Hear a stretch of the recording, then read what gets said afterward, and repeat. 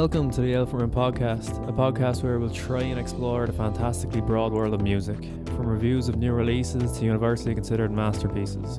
Here are discussions and reflections on the future of music in an ever-evolving present, to the long and winding history of the format which brought us to what we know and love today. We'll touch on our own experiences within the world of music and perhaps even venture into musicology, storytelling, absurdity, comedy and philosophy along the way.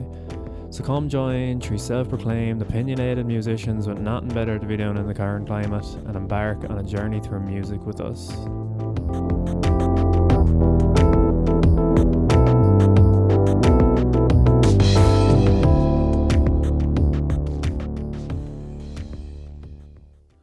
And we're off. Are we in? We are in. Cool. Hey Ian. Well, Frank. Hey Shane. Hey, how's it going? You're looking radiant today. Oh, thanks. You're youthfully delicious. Yeah, everyone can hear how radiant I look. Yeah, if anyone's wondering where we are, we're not together. We're doing a socially distanced podcast on International Podcast Day. How's that? Completely unplanned. Yeah. Not a bad day to start a podcast on International Podcast Day. Kind of feel like we're just joining the pack now. We're the mainstream. Everyone's got a podcast. It's bandwagoning. Yeah. At its finest. All this previous week have been reading 1984 by George Orwell. Nice. Which I've never read before. But I thought there's no better time than the present to read it, really, with the crazy world we live in right now and surveillance and data and all that sort of stuff. But it got me thinking about music and where the hell it's going in the current climate. But it kind of got me thinking about every kind of aspect of it in terms of the type of music that's being made going forward, and also just music as, say, an art or a format in general, and how is it important anymore compared to any time in the past. And the kind of grim conclusion I came to with it is that with the whole COVID thing and musicians and live industry in general kind of being left in the lurch, is how needed is music anymore in the world we live in. Obviously, creativity is something that is still absolutely needed, and it's an outlet. We still need music and audio and things for every facet of information, or for every facet of entertainment. But it's so disposable now.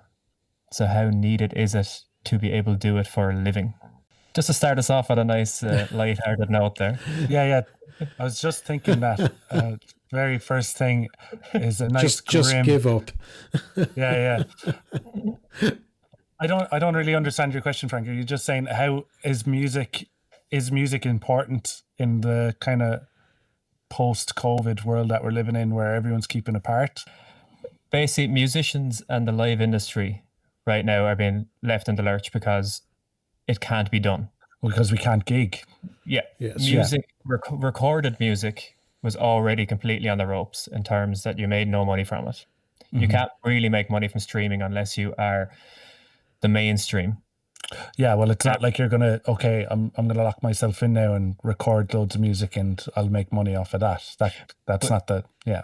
As you just said, though, if you think back, everybody is in their bedrooms making music. Yeah. So right now, which is wonderful, is that creativity is probably at the highest it's ever been, because there's 7 billion of us and nearly everybody is creating. Everybody is creating on their phones. Everybody's creating on their laptops, their recording software, which just means there's no want for it anymore because there's so much of it. So I'm basically thinking about like the Industrial Revolution, say, like... Are you saying that like it's saturated, there's too much music? In lots of ways, that like it's basically something everyone could do. It's like, if everyone can do it from their homes kind of themselves, obviously you're not making it really for yourself, you're making it for other people to enjoy. If everybody can do it in their homes, why the hell is it a marketable thing anymore if there's so much of it? It's almost like just busking, if you get what I mean. So I was like saying, like, if you think back to the Industrial Revolution, a book or a plate was something that had to be made. But then when it could just be mass produced in a factory, then you couldn't make money from making plates anymore. So the mass produced plate is basically the pop music. It's just this kind of like throwaway thing that everybody has in their house because it's just that thing that's there in the background, that thing you eat your food off. Basically, the generic floral plate is Ed Sheeran. Yeah. Has it in their house. It just kind of fits into the cupboard there. That's what I eat my dinner off. And yeah, you can go look up like the artisan plate makers and spend that bit more, but why when it's so plentiful? That's kind of what I was thinking about. The grim conclusion I came of with actually earning money. It's kind of just as COVID was, it's like, why are people kind of sitting back thinking that they should be paid for this thing that's so plentiful when you can just kind of get it for free everywhere now, or for so incredibly cheap? I think back to your analogy of the Industrial Revolution, you know, like you're always going to get someone who's going to pay that top dollar, or not even pay top dollar, but seek out that handcrafted bit of china, you know, like a well-crafted piece of music. You know, people are always, there's always going to be a hankering for well-crafted music. And in terms of people's personal tastes, you know, that's where genres come in, you know, and not everyone is going to like the generic pop. You know, I think what I'm getting at is that it's becoming more of a hobby. Like there's so many musicians that I see now who I think, Jesus, they must be famous. I listen to their music all the time. And then you realize that they work jobs as well as putting that music out. And with the advent of the internet, we also lost like the rock star. The rock star doesn't exist anymore. Having enough disposable income to be on drugs all the time, throwing TVs at windows, that's gone. That's completely gone. That went with Oasis in the 90s. Yeah. The Libertines maybe were the last kind of band to get to do that. So those days are gone. You have to be like to be a full-time musician now, you have to be completely screwed on.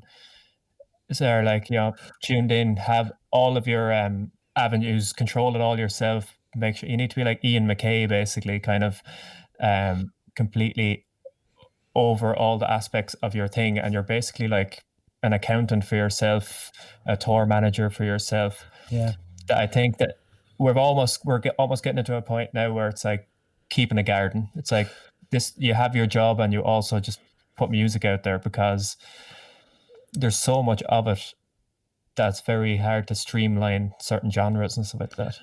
Plus, if you acted like how those rock stars, you know, acted, you'd get cancelled now.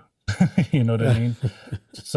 A story would come out about you, and then, you know, you'd also just be told to fuck off a lot of the time. Exactly. Like if you went to venues and acted like Guns N' Roses and pissed in the corner and stuff, you'd just be like, you're never welcome back here. You're not coming back here. Yeah. But, I do know what you mean, though, Frank. I do think this pandemic has kind of highlighted to a lot of musicians, you know, or budding musicians who want to get on in the industry or the scene.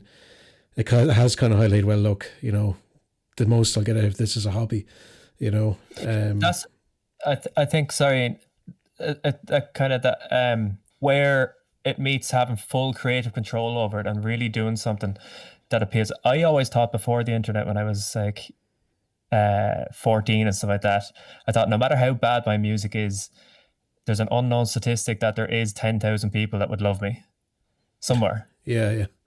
And that's kind of what the internet is. Like if you put it out there and sling your hook in the right place, there is 10,000 people somewhere that love you, but those 10,000 people can't pay a monthly wage for you. Yeah. And that's the great thing about the internet is everyone. There was a time where I thought, geez, maybe every musician, instead of having these big glorified rock stars who earn millions, maybe there's this, nearly everybody can just make like a minimum wage from playing music and it can just be a job.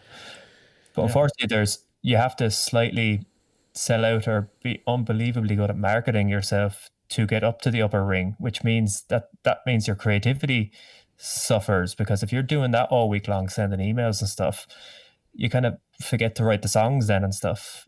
And you'll never write Sergeant Pepper's or something really thought out unless you're kind of facilitated to just be a musician and someone else is taking care of that crap for you. Yeah, you have to be given the time to actually let that permeate and actually think about what you're going to do and go into a studio and not have to worry about, well, I only have 2 hours in here before I have to, get the fuck out because I can't afford any longer, or any shit like that. You need to be given like the chances or the opportunities to do that, I suppose. But you're not going to get that unless you build up an audience, build up a following, get gigs, get, everything like that, which isn't going to be happening at the moment. Yeah, I think COVID has just kind of pushed it into an area of like, I don't think this could be a full-time job for the vast majority of people who think it can be a full-time job. Yeah. Like, Frank, do you think, though, that if you're anyway half decent, at writing music, recording music, and being somewhat of a producer, be it 2-bit or whatever, do you think this pandemic now, people sitting at home, as you said, you've a bit more time, be it working from home or not, to invest in this new hobby or existing hobby, let's face it, do you think it'll kind of see an absolute rise of the DIY musician, because we've always had DIY, do it yourself, from bedroom pop and all that, but do you think this will be its zenith, I think so, yeah, because like studios are becoming a thing of the past. Like, you don't need to you can record something in your bedroom now that is much, much bigger than Phil Spector's wall of sound. Billie Eilish's album won a lot of Grammys, and that was recorded in her bedroom with her brother, just like on normal laptop software. So you don't need a studio at all. Well, this is it. Like, is this the absolute, dawn, rise, and hopefully not fall of the DIY? Well, what Frank was saying there about like the social media and things like that, like if you to go back on what you're saying, you're like, it's like going to LA. You're an actor, you go to LA. But at least if you're an actor and you go to LA, all you have to compete against is other actors. Whereas now everyone's at home, so you're competing against a comedian who's at home trying to build his market, an actor, a girl who does makeup, you know what I mean? That's what you have to compete against on the Instagram and your Facebooks and stuff like that. It's not just other musicians, that you're vying for screen time with people. Content. So much content. Yeah. Have you heard? This is what I thought was like the most. What is it? Is Generation Z we're in now? Isn't it? Or Generation? Jesus, I've lost track. Generation why the fuck? But yeah, Gen Zers, the SoundCloud musicians and stuff, like the genre of music that they're doing, they're making songs that are like, they're writing music in a way that it can be played multiple times. So they're basically writing songs and recording songs that are only like 1 minute long, and they build up to a chorus at the very end. Just so basically, if you were to take it completely by itself, you go, that's a badly written song. They should have went back to the verse. They should have went back to the chorus. It didn't loop around properly. But they make it in a way that you're not fully satisfied by the end of it. So you go, oh, I'll put it on again. I'll put it on again. I'll put it on again. God, have attention spans like gotten purposely that bad? Uneven. Yeah, making it that you have to put it on again to kind of fulfill the need of what should have been done in 3 minutes or something. I just thought that was fascinating. That is like music being made completely for the times. Like that's the same as like music being short in the 50s because that's all you could fit onto the wax. Yeah. Of like an A side and that sort of stuff. But now you're just fitting it onto people's attention spans and all that they can handle. Well, it's to get more plays. The more plays you get, the more popular you get and stuff like that. And yeah, attention spans. It's all kind of feeding into one of just kind of like mad society that we're in. We'll see fucking 10-second songs next, you know. Flat, thick, strong, chalky. Mowldy cans will quench your thirst for a night you won't remember. Best served from the can at room temperature. If you're a real man, drink a Mowldy can. Mowldy. I don't know. I definitely think I absolutely love Spotify radio. You know, the artist radio or song radio. It's absolutely fantastic. Like, I've gone down so many rabbit holes. But that's like Spotify really do hold the keys for making and breaking people with their playlists and algorithms and stuff like that, which everyone gives out about, and they're the big horrible bad bastards who don't pay enough and stuff like that, and their owner is a multi-billionaire and all this sort of stuff. But wasn't that always the case? Like the Beatles' original record contracts, those were bastards who stole all their money. There's, for every 1,000 artists that do get listened to now and get some slight bit of revenue for their pay, there might have only been one of them before the internet that got anywhere, because they just got picked up and over broadcast, and that was like all everyone was into. So that was 999 artists that never got heard at all because they didn't get the record contract. But maybe it was the other way around, Frank, like to what you're just saying there.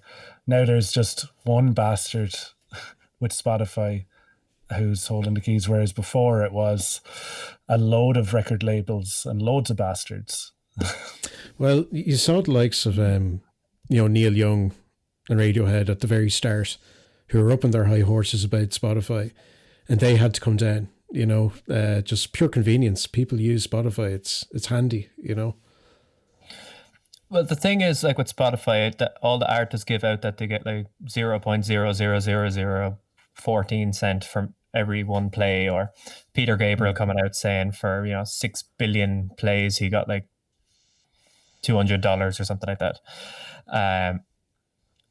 That's obviously exaggerated numbers, but please do not quote us on this. I want to see the numbers, Frank. Where are you reading this from? Where's your source? I think that's fake news. So, will you just shut up, man? I can't deal with this clown. Like, you pay €10 a month to get everything. Yeah, it's infinite amount of CDs and stuff like that. And yes, you could go, that's millions and millions of people paying €10 a month. That should be distributed more to the artists. So let's just say they did that. Let's say an artist got an extra euro more than they were getting paid. So that's the likes of us, the Elephant Room, getting paid, $6,000 a year if it's €1 a play. That's just us. Then they're paying out even more. They're paying colossal amounts of money then to Justin Bieber. They're paying a colossal amount of money to Ed Sheeran. And at the end of it, then they have to say to all the people who run all the servers, who make it run really fast, upload all the music, make it flawless, make the whole thing just unbelievably good and running like clockwork and having all the world's music on it. They all get a pay cut, or they get cut altogether. And then suddenly it isn't the best one anymore. Or they put the price up for the listener and they go, it's $15 a month. Yeah. And everyone runs over to Deezer. Everyone runs free. over to fucking iTunes or whoever is cheaper. And then suddenly they become the bastard who's not paying the artist enough because they're running the most solid business. So whoever's running the most solid business is going to be considered the cunt. Simple as. And so that's music. It's unfortunate. But it's the world we live in. That's what I'm saying. It's a hobby you might get a few coins out of. Yeah. Take up that guitar, little Jimmy. Well, that's what Josh Homme always said, is like, the day you start expecting more than just enjoyment out of music is the day you've lost. You know what I mean? If you just are in it to enjoy it, then you're doing well, I think. Well, that's exactly it. Like, I mean, look at all the gigs we've played over the last 2 or 3 years. We enjoy playing it. We certainly don't do it for the money. Exactly. Great record. Excellent album. We learned a lot from Great it. record. So this installment of the classic album is one we all know and love, or absolutely detest, some people. It's Let It Be by the Beatles. Turned 50 this year. Actually May of this year, but of course the pandemic so many things are missed or glossed over. So yeah, we all know it was their very last album. Although actually recorded prior to Abbey Road, kind of like ran in parallel nearly session-wise. But yeah, so it was kind of a strange one in that obviously it kind of gained life as a film, or a film project. And I think Paul's kind of original vision, believe it or not, was that he wanted it all to take place on an ocean liner. And the lads just go off, the four of them, George Martin, producers, all that, and record on an ocean liner. Wasn't it stuff that they couldn't get, like the engine sounds and all this would have been such a massive problem? Oh, it would have been an absolute headache, you know. So they settled in Twickenham Studios, but obviously there were cameras everywhere, every waking minute they were there in the studio, causing an awful lot of tensions. And you have to remember as well, like, they started working on Let It Be directly after the White Album, essentially. Like, you had 5 grueling months of the White Album. Now, I absolutely love the White Album, but, you know, there were an awful lot of experimentations going on, a lot of work put into the White Album. So they were all mentally exhausted, you know. They weren't really doing themselves any favors when they were making this, to have cameras everywhere and as you're saying, be already kind of burned out from making the White Album. Yeah. But as well as that, like, what is great though, what kind of the kind of flip side of that, what comes out of that though, is you have all these great moments in that Let It Be, you know, what they caught, like them arguing with each other, and, you know, the arguments that we quote to each other all the time, you know, I'm not trying to get you. You know? No, absolutely. I'll play whatever you want me to play. poor George. But that's it, like, you know, it did capture that, and you had the classic Beatle wit as well, you know. Sure, you know, dirty Maggie May, you know, that's the classic Liverpudlian kind of John Lennon wit coming out there. But yeah, they played literally hundreds of like covers, you know, from real old timey folky stuff around, you know, beating around Liverpool. Probably since the Industrial Revolution, bit of a callback there, Frank. And you know, they covered, you know, like the contemporary bands themselves, you know, Rolling Stones, all that, the band. And then they played some of their old stuff as well, you know, like One After 909. You know, like it was an absolute mix. So whoever was to take it on to actually form it into some sort of coherent thing, be it the film or the album, it was going to be an absolute headache, you know. But yeah, just when you said that, Shane, about poor George saying, just tell me what you want me to play, obviously that culminated in him actually quitting the Let It Be sessions for a very brief period. But wasn't that the reason that they got Billy Preston in to play keyboards? Was basically they were having fights and they were having arguments, and they were like, you know, as a family, if you're a family, if a friend calls around to the house for dinner, everyone's on their best behavior. And that's kind of the idea behind it, was like, if they had him there, then they wouldn't be having arguments with each other, they'd just be on their best behavior. Well, that's exactly it. And Billy Preston at the time, he was actually on tour with Ray Charles in London, and the lads knew Billy anyway from the Hamburg days. So it was George, I think, who approached Billy and asked him to kind of sit in these sessions. And exactly what you just said there, Shane, it was like, you have this fifth person in the room now, we have to, you know, we have to diffuse the tension, be in our best behavior type thing. But Osher, like he brought a great mix to it, you know, like his well, he was the sixth person in the room at that point. Well, yeah. Yoko was just sitting on the floor, you know. Well, yeah. Poor Yoko, you know, she's got an awful lot of stick, you know. But yeah, so basically they had these sessions. When George came back, one of his stipulations was to leave Twickenham Studios. He just could not handle this constant, lights and cameras everywhere, not in the natural kind of studio setting. So they took it back to Apple Studios in Seville Row, where obviously we have the famous rooftop at the end and all that. But that was kind of Harrison's big request to leave Twickenham. But sure, of course, the cameras followed anyway. But so,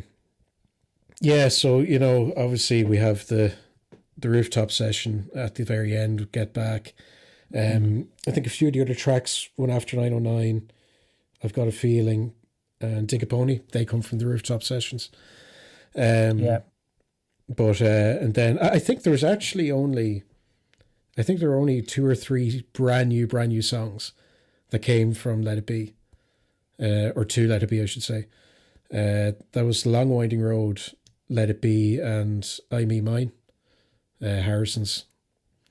But one fact that I know Frank will love. He'll absolutely love this. And he probably knows already, but I think we have to say it, Enlighten me. So, when Harrison briefly walked out that time, in January 1969, John suggested that if George didn't come back, Eric Clapton should replace him. Yes. Your absolute favourite, Frank. Basic bitch. To spite John, actually, something that I've always wondered about with Beatles recordings, it's the only one I know for fact that I Me Mine doesn't have Lennon playing on it at all. Right, and that was their very last Beatles recording as well. Yeah, actually done in 1970. Yeah, but Lennon doesn't play a thing on it because George and John kind of always had a pretty strained friendship. But yeah, it was kind of not a fuck you. It was just kind of just out of convenience. John was being an awkward bollocks and not turning up, and he doesn't play on that at all. Which I'm sure there's plenty of songs, but that's the only one I know for sure that he's definitely not on. Yeah, Bar like Eleanor Rigby or something like that. Yeah. Speaking of kind of guitars, when in preparation for this, I was like listening to Let It Be, Ian, and one thing that stuck out to me, I think it was Keith Richards said before of the Rolling Stones, he said before that he didn't like George Harrison's guitar sound, thought it was too thin. And I was listening to like just even Let It Be there, and the guitar sound is awesome. Like, is that just pure jealousy, or do you think he's just being a dick? Yeah. Well, I mean, yeah, like personally, I like how it turned out in the end. Well, actually, we'll get onto that in a few minutes when we say the end in inverted commas. But he said his lead sound was too thin on the guitar solos and needed to be like thicker. I never got that because I was just listening to it there, going, "This sounds awesome." I don't know what he's talking about. Like, well, yeah, I guess the solo on the 1970 release of Let It Be, would that be considered quite thin in your actual musical engineering opinion? I don't know. I just think he was being a dick. I think he was just being spiteful. Yeah, because I know in the 2003 version, Let It Be Naked, the original solo that was intended for Let It Be, it's a lot less in your face, What about yourself, Frank, in terms of Harrison's sound on the album? If Richards did say that, I think it's a lot of shit, because there's so many. I can't even say there is a George Harrison sound. There's a George Harrison style, guitar playing style, but there isn't a sound because the Beatles didn't use any one continuous sound. It's not like Hendrix or Frusciante or definitely that.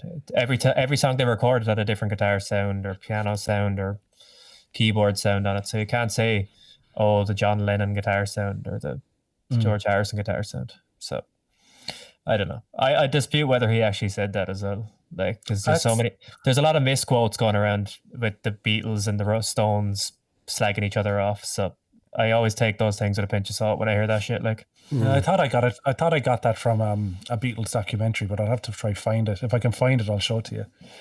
Yeah, obviously we have Phil Spector's treatment of the album. Now, just before, just as a little footnote, just before we get on to Phil Spector, there was Glyn Johns, and he was the producer tasked to gather up all the rough takes, all the tapes, and put together some sort of an album to complement the film. So apparently he worked on 2 different versions of the album. One was a lot of the kind of, rough outtakes, and chats, kind of like the anthology, what we would be used to, Anthology 3, hearing all the little rough outtakes and all that. And then he did another version after that where it was kind of more closely aligned to a film soundtrack, But apparently the lads just did not like what he did. They weren't fans of it at all. It did feature actually a track that Paul McCartney took with him for his first solo album, Teddy Boy. Do you know that track? Yeah. Yeah. That came from the Let It Be sessions. I think he was messing around with Junk as well. But anyway, with Johns, the lads just, they weren't happy at all. So obviously then 1970, or March 1970, enter Phil Spector. So this was both Lennon and Harrison going off to get Phil without McCartney or George Martin's knowledge, so brings in his big wall of sound, obviously the most controversial kind of treatment being The Long and Winding Road. Just, as Beatles fans, and park all the crap about Phil Spector and all that, and McCartney's dismay of it and all that. What did you actually think of the instrumentation? Like the orchestra and all that? And the whole thing, or just A Long and Winding Road? No, the songs he did it on. The songs he did it on, yeah. So Long Winding Road, Across the Universe, That version of Across the Universe is by far my least favourite. Yeah. The Long and Winding Road, I didn't like as a song until I heard it on Let It Be Naked.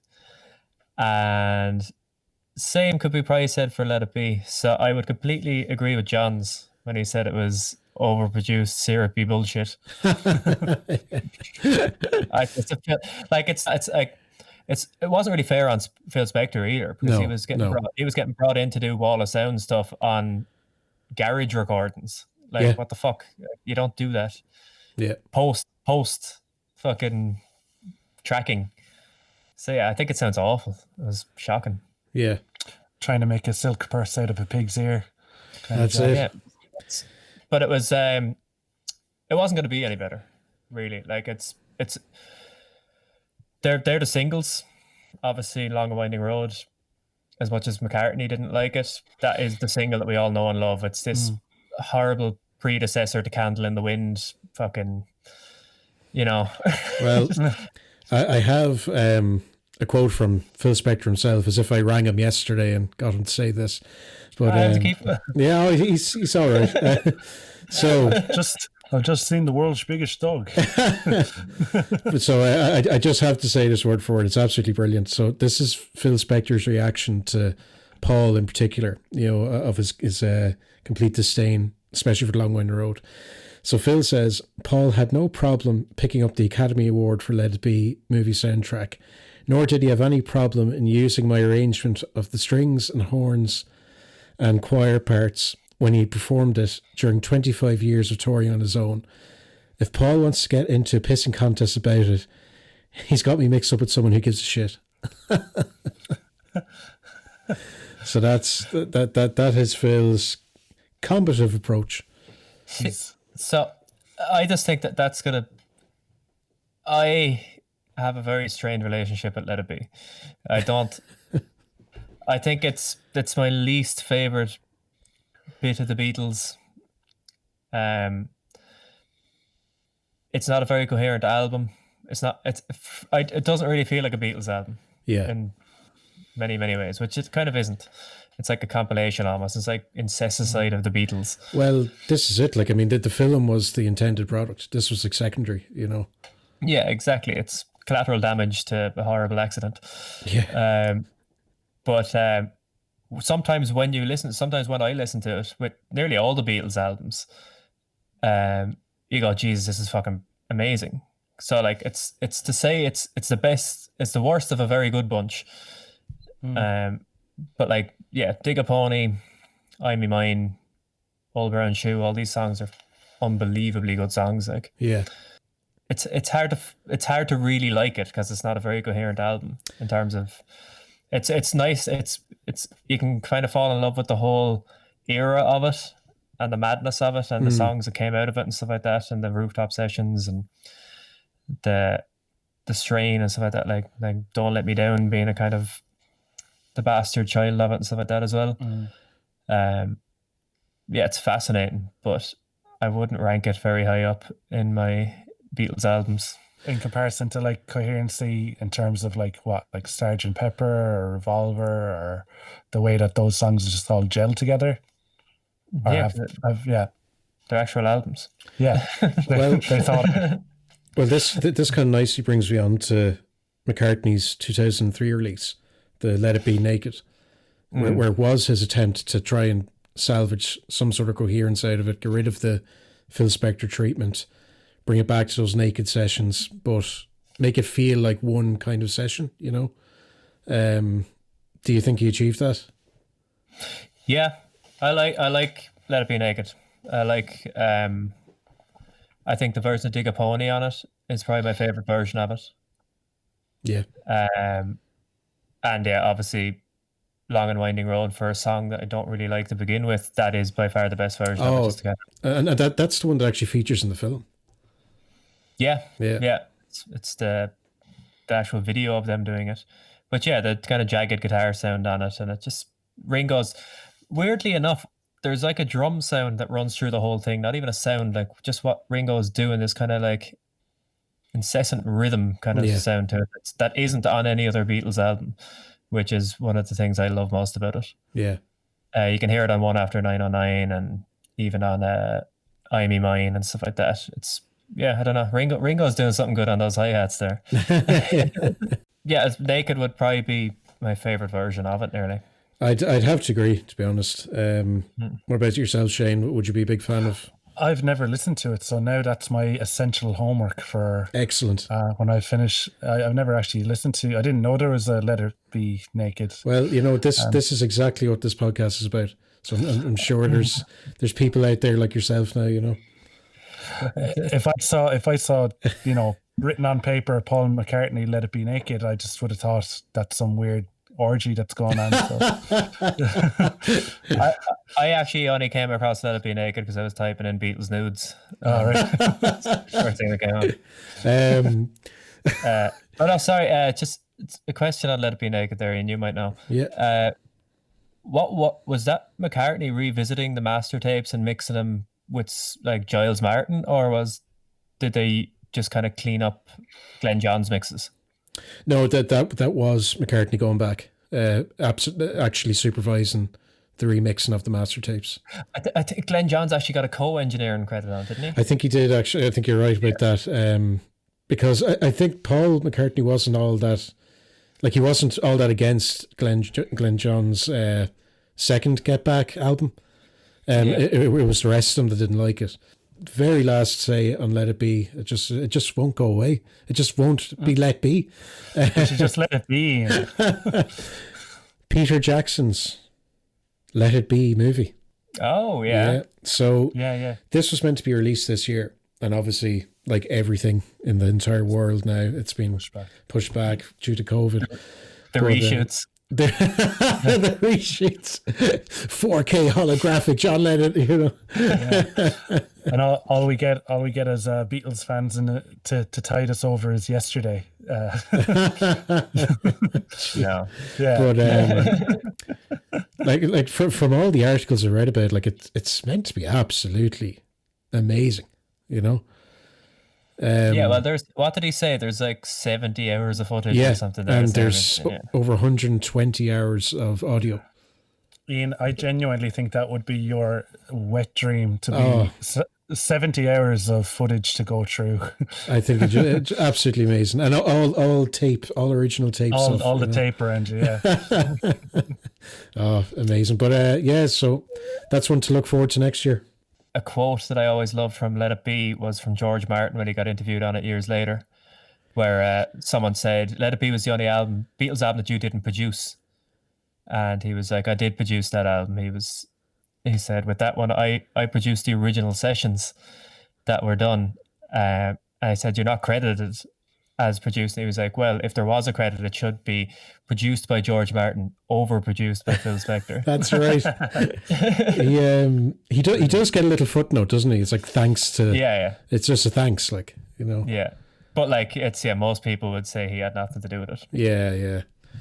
That's mad. Yeah, but that's Let It Be. Hello there, John Murphy here, and welcome to Murphy's Shop.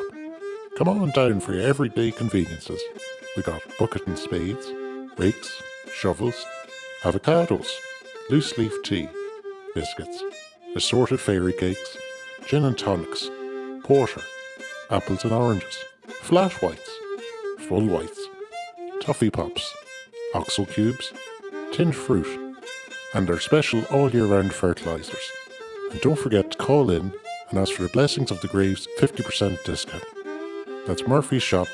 God bless. And we're back. Do you want to hear something quite interesting? Go on, Frank. Go on. You remember we recorded stuff a few years ago and we called it Music on the Bones? Yep. Yep. So I think I should explain what Music on the Bones is, or were, or are, or was. Music on the Bones were records distributed throughout the Soviet Union that were printed on to X-rays from hospitals.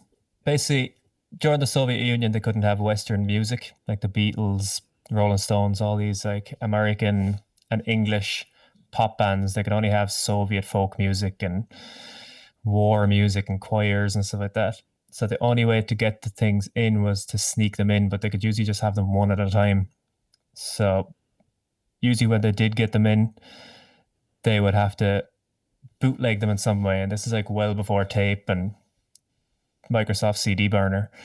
So to do it, they used to get old X-rays from hospitals, which they would try acquire in bulk, because at the end of a year, the X-ray department would just throw out, they keep a record for a year and then they'd throw it all out in bulk at the end of the year, or like quarterly kind of sections and so that, usually just at the end of a year. And a dealer would go down and usually pay vodka, because vodka was basically the currency when rubles weren't in a plentiful supply. And usually trade vodka for just this big stack of X-rays. So people's hardship, broken wrists, broken ribs, brain, skull fractures, all these things would get turned into rock and roll music. Because the first guy that kind of did it was in 1946 at the end of the war, a Polish guy called Ruslan Bogalowski. That's the correct pronunciation of that, definitely. Absolutely. Bang on. Yeah. Bogalowski. But he brought a machine with a needle on it that you could use to record your own voice. Basically, it just vibrated with sound waves. And he used to work in Leningrad, and for the crack, for a few rubles, people could come in and record themselves saying something or singing something, and you could go home with a little disc. So people used to come to him with like Little Richie record, or like a Beatles or Elvis Presley record, Bill Haley, something like that. Only singles. They could usually only take like 2.5 minutes of music. So they come in with the X-rays, which were usually like really floppy and had kind of like a laminate floor type texture to it. Nearly like an acetate or something. Yeah, basically. And they just play the record in real time, and then the needle would actually scratch the vibrations onto this. And when dealers used to go around selling it around the place, they used to sneak 10s, 20s of these up their arms, because they could fold them up like Class. tubes basically, and they could have them up their arms. But yeah, some guys used to get like that guy Bogolovsky actually got like 3 separate 5-year terms in jail for doing it. Jesus. Yeah, it was like they were thought to be like properly corrupting the youth of the Soviet Union with this rock and roll music that they were putting in.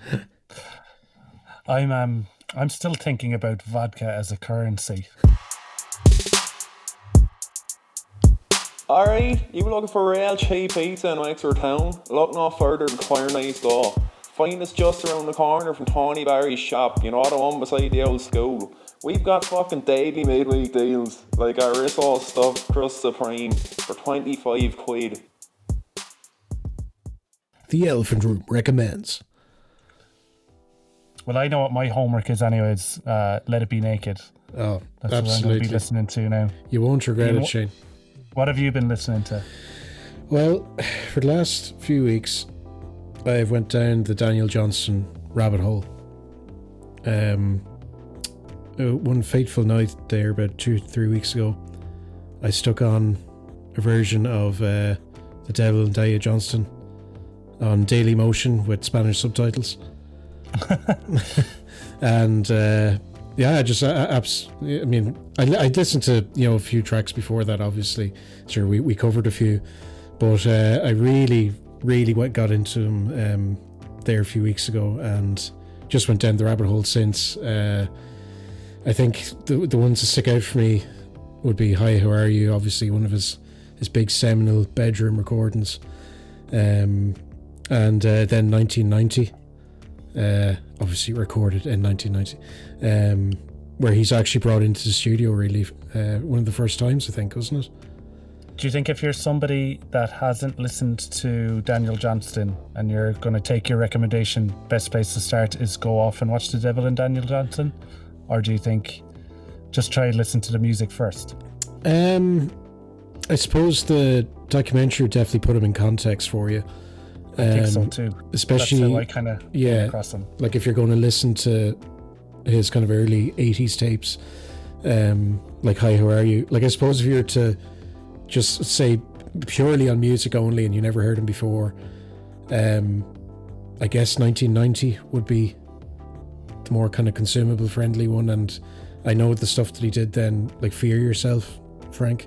Yeah, if you're coming from the kind of lo-fi kind of 90s pavement sparkle horse type thing, Fear Yourself is definitely the best, because yeah, the backing band on that, or the touring band that he did that with, were half Japanese, and Yola Tango's drummer played drums on that and stuff like that. So it's kind of that 90s kind of indie dream team band behind him. What recommendations do you have, Frank?